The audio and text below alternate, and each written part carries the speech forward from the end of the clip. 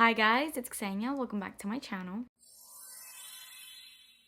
Before we get into this video, please excuse my hair. I am heatlessly curling it right now, so this hairstyle is not really a hairstyle. Weirdly enough, I have an entire video of how I curl or how I make my naturally straight hair look curly.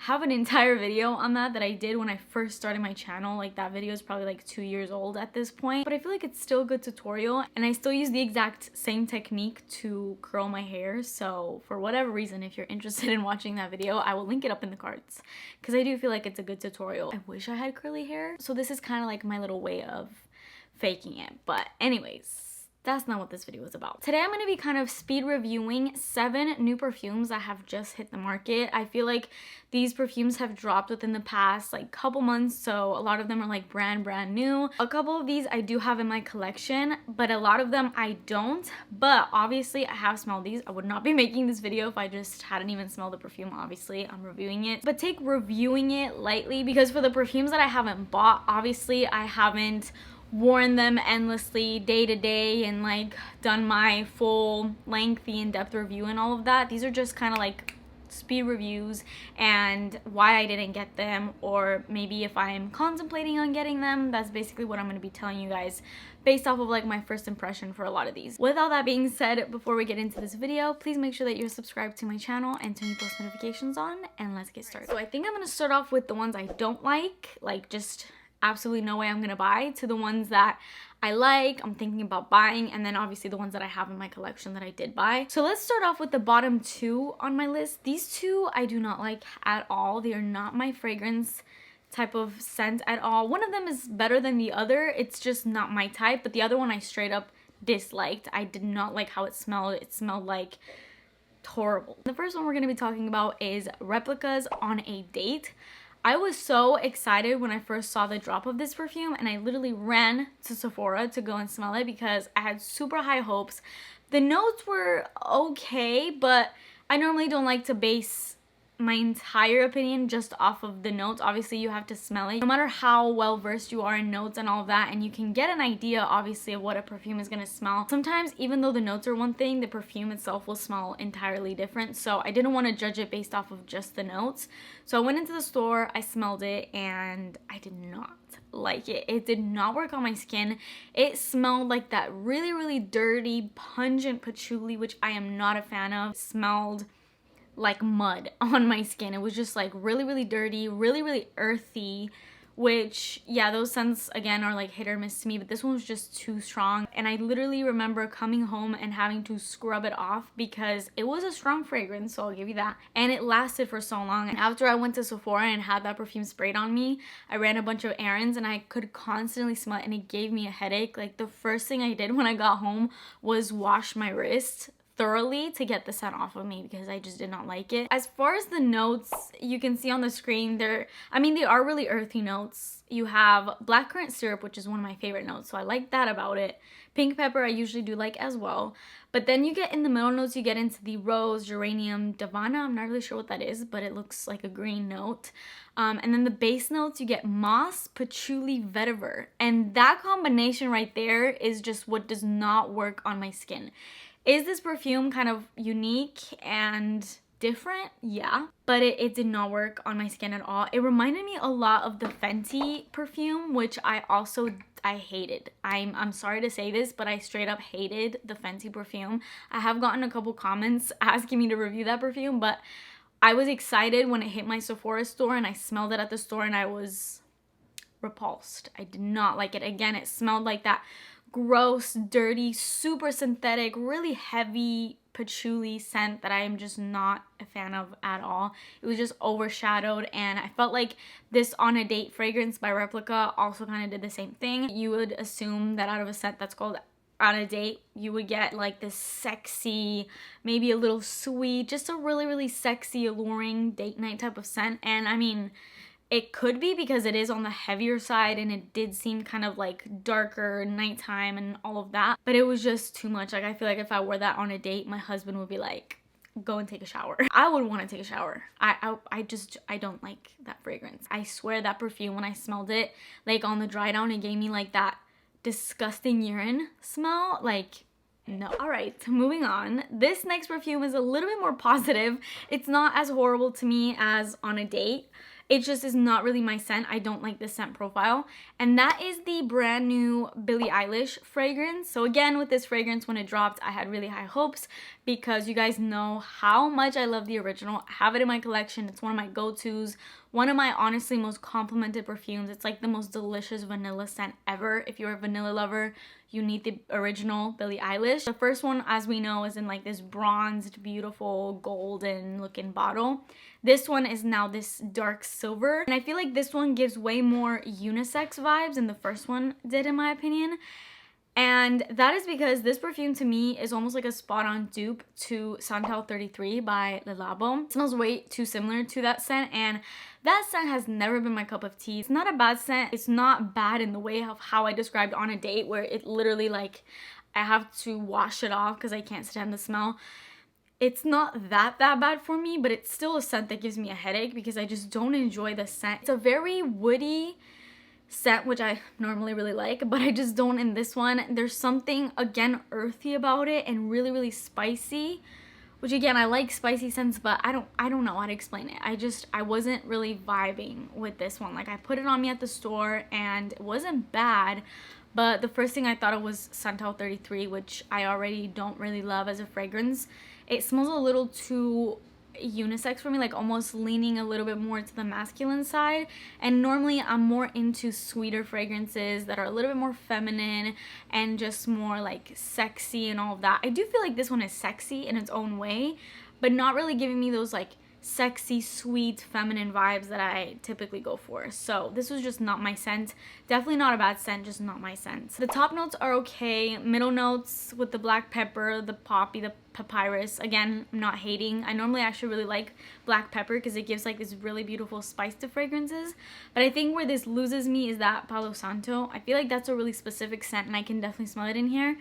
And then mixed with the ebony, it really kind of gives off that Le Labo Santal 33 scent. So yeah, just not for me. Let's get into the scents that I actually liked. A couple of these I'm actually contemplating getting myself because I did smell them and I really like them. I'm just kind of deciding on what I want to do. So the first one I actually smelled just yesterday and I really liked it. I was in Ulta and I saw that they had a stand of these and I smelled it and I was pleasantly surprised, but not so much for me to just buy it right then and there. I kind of had to sit on it a little bit and see what it did a couple hours afterwards. And I think the reason why I'm ultimately not gonna buy this scent is probably because of the poor longevity that it has, and it is a little bit more rosier than I would like. And anyway, let me just tell you what it is. It is the brand new Givenchy Irresistible Rose Velvet fragrance. This is a flanker to the original Irresistible by Givenchy. Now, I love Irresistible. I have it somewhere in my collection. It's such a beautiful, feminine, floral scent, but it has a little bit of sweetness. Like, it's a type of floral that a non-floral lover would love, if that makes sense. So this fragrance is a flanker to the original Irresistible by Givenchy, which I have and I love. It's just a really beautiful, gorgeous scent, and it gets me. That's another one that's like such a compliment getter. Like, there's something about it when you wear it out, random strangers will come up and compliment you. I've had that happen so many times. And I smelled this one yesterday. They had a whole stand of them with the original and then this one, and I pleasantly was surprised. I really liked it, especially considering it is called Rose Velvet. Now, in the first one, there's already a really prevalent rosy smell, but it's really nice. It's not that synthetic, horrible, mature rose. Now, in this one, the rose is a little bit heavier because in the middle notes, you get rose water and rose, which I actually love the scent of rose water. It is such a calming, serene smell to me. Like, I have this little rose water spray and I keep it in my purse and just spray it on me like all the time. And then this also has iris, and in the base notes you get patchouli and some woodsy notes. You get blackcurrant in the top, so really pretty notes. To be honest, there wasn't like a huge difference between this one and the original to me, like not significant enough for me to justify buying this one considering I have the original, but it was nice. I will say that. Another really feminine, beautiful scent. It kind of honestly reminded me of a mix of the original Irresistible and Sea Fiori, the one that is also in this really pretty like baby pink bottle, which that's another thing I love about this new Rose Velvet one is the pink opaque looking bottle. It is so pretty. This one was a little bit more powdery than the original Irresistible, so I think that's why it gives me vibes to see Fiore. I'm still contemplating it. To be honest, I'm leaning more on not buying it because I do feel like I kind of have the scent in my collection, and as you guys have seen in my past declutter videos, I've been pretty strict with what I bring into my collection. Next up, I smelled Q by Dolce & Gabbana. I don't know if it's called Q or Queen, I don't know. It does come in like this bottle with like a crown cap. It's a really like gorgeous looking bottle, and I think it came out with the male version. So the male one is king, and then this is the queen, so it's like kings and queens. So I really like the concept of it. I'm not sure what the male fragrance smells like, but I did smell this one just on a whim because I saw that it was just a new fragrance. I always like to spray out whatever new fragrances I see, and I didn't expect much, but I was pleasantly surprised. So this fragrance is supposed to be kind of like a fresh cherry type of scent with a lot of citrus, and that's kind of what it is. To be honest, the cherry in it is not as prominent as you would think, or maybe you would want it to be if you're like a cherry lover. It doesn't really stand out much, but it's there really lightly and in a really fresh and airy type of way. It's not gonna be that cherry that adds like depth to a fragrance and adds that really like amazing sexy cherry scent. This isn't really a sexy fragrance. I think this is more of like a really pretty fresh summery scent that has like a little hint of a fresh cherry, just more so fruity vibe with a lot of citrus notes, and then kind of like a woody base. I feel like it's kind of a sweeter version of Dolce & Gabbana Light Blue for me, like the original Light Blue, but a little bit sweeter, and I kind of honestly prefer this one to Light Blue. So yeah, definitely not a bad fragrance. When I smelled it the first time, I was like, oh, I actually am going to put that on my fragrance list of fragrances that I want to buy potentially, and it still is. So I might have to just revisit it, and if I really end up liking it again, then I'll just buy it and you guys will see it in an upcoming video. But I'm still waiting on it. I think once it hits summer, I think I'm gonna be more inclined to want to buy it because I do feel like it's a really pretty, tangy, citrusy, fruity, fun with a hint of sweet type of fragrance. It's a pretty fragrance. It wasn't anything to write home about, but it was really pretty. All right, now let's get into Good Girl Blush by Carolina Herrera. I was so excited when I first saw this fragrance drop because the little light pink color of the heel intrigued me, obviously. The notes intrigued me.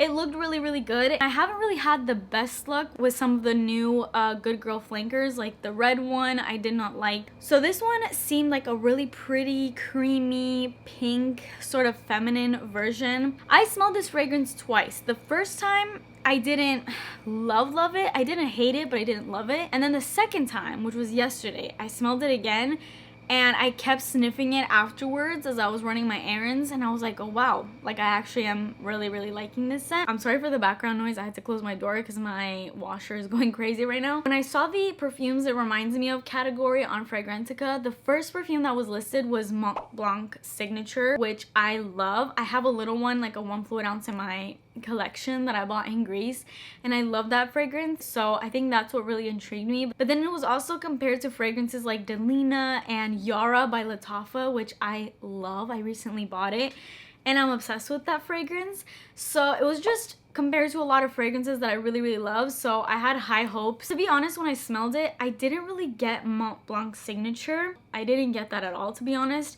It smells like a really creamy version of the original Good Girl, and to be honest, it kind of reminded me of my Jimmy Choo I Want You Forever. I really love that fragrance. It kind of reminded me of that one. I didn't get any Delina in it, like maybe slightly, like that really rosy type of scent, but it's way creamier in here and it's way sweeter than Delina. Delina is like super tart and almost a little bitter. This is none of that in my opinion. And then I don't get Yara at all. So my camera battery died, so I hope you guys don't mind the change in quality. It's probably gonna be horrible because I'm using my iPhone right now to record this last portion, so I hope that's okay. I'm kind of in a rush right now, so I don't have time for my battery to charge, and I should probably just get a backup battery because yeah, but I haven't gotten around to doing that yet. So we're just gonna finish this video off on my phone. But yeah, as I was saying, this fragrance I'm honestly contemplating on buying. The only reason why I'm kind of questioning if I should buy it is because when I did smell it, I really like the scent, like I said, but it reminded me of a lot of fragrances that I have. It was kind of like a mixture of a bunch of fragrances that I have. And so I didn't feel like I needed it right then and there. So we'll see. I might smell this one a couple more times and see what I really think about it. But as far as like a first impression, well, my first impression wasn't that great. My second impression was actually really, really good. So overall, I like the scent. I just don't know if I'm in love with it. So I might have to revisit it and we'll see. Maybe it'll be in a haul video, maybe it won't. Alright, and then the last two new fragrances that I'm going to be kind of speed reviewing. When I say speed reviewing, I'm literally going to barely speak about these fragrances because I have 2 full videos dedicated to these new fragrances, so you guys can just go ahead and watch those if you want to hear more about these and like a full review. The first one being Pistachio Gelato by KAYALI, which just recently came out. I'm not going to speak about it too much in this video because, like I said, I have an entire dedicated video going through notes, going through all the controversy because there was a lot of controversy surrounding this fragrance. So if you want to hear my thoughts and all of that and what I thought about it, go watch the video. I'll link it up in the cards for you guys. But I will say, as of right now, I'm still contemplating what I want to do with it. There's days where I wear it and I'm like, this is a pleasant scent, but then I wear it and I'm like, this is literally Britney Spears Fantasy, and that just throws me off because I haven't worn Fantasy. I have it in my collection, honestly, just for like nostalgia's sake, because I used to wear it when I was like literally in middle school, like all the time. So when I smell it, it just like brings me back to when I was younger. But I never wear Britney Spears Fantasy anymore, and that's what Pistachio Gelato reminded me of. Like, it's not as gourmand as people would have thought it would be. But anyways, I get into all of that in that video, so just go check out that video if you want to hear more about the fragrance. And then the very last fragrance that is brand new is Valentino Donna Born in Roma Intense, which is somewhere, I don't know where it is right now, but I have it in my collection and I love it. And I would say Born in Roma, the original, is in my like top 10 fragrances for life. I just love that scent. It's everything that I love. It's perfect date night fragrance. It gets so many compliments. My husband freaking loves the scent. It is such a gorgeous, sexy bourbon vanilla fragrance, and I'm in love. Now, the intense version is honestly exactly what it sounds like. It is just an intensified version of the original, and I love it. I've also done a full dedicated review on the Born in Roma Intense, so go check that one out. I will link it in the cards. I'll link all these videos that I'm mentioning in the description box, so you can just find a list of them in the description. Really, really like it. Nothing else to really say about it. I said everything that I needed to say in that full review, so just go and check that one out and you'll see what I really think about it. That is it for today's video. I hope you guys enjoyed it. These are all of the new fragrances that I have been able to get my nose on to smell and kind of like what I thought of at first hand. Obviously, some of them I'm still contemplating if I'm gonna buy, so you might see a couple of these in future hauls upcoming, so stay tuned for those. Let me know what you guys have thought about any of these fragrances. If you smelled them yourself, leave them to me in the comments. If I should actually buy any of the ones that I'm contemplating on, let me know. But that is it for me today. Please subscribe to my channel if you haven't already, and I will see you guys in my next video. Bye!